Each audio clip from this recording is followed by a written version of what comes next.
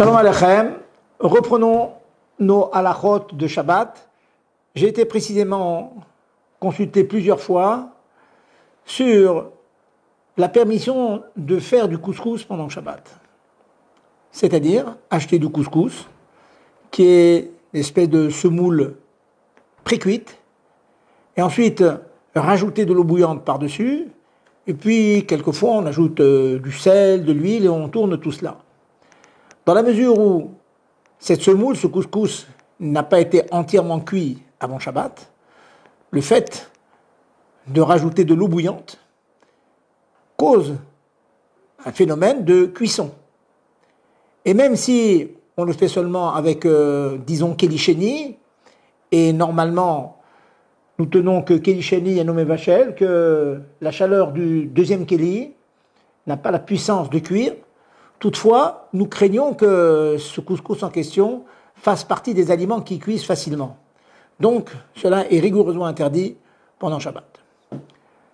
De plus, si nous avons pris la précaution de le faire avant Shabbat, on fait tout le mélange avant Shabbat, l'huile, sel, eau bouillante, bien obtenir une semoule, un couscous bien onctueux. Il sera bon de prendre la précaution le lendemain, lorsqu'on va mouiller ce couscous, de verser le bouillon dans une soupière ou dans un bol, et ensuite seulement de ce bol, verser sur le couscous. Pourquoi ?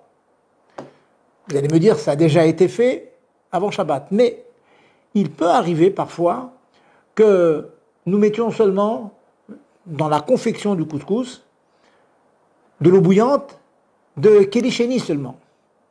Donc si nous versons de l'eau bouillante le lendemain de Kelly Rishon directement, il se peut que des grains de couscous n'aient pas été entièrement cuits et qu'ils continuent leur processus de cuisson par un irouille, par un jet de Kelly Rishon. Donc, en deux mots, premièrement, préparer le couscous avant Shabbat.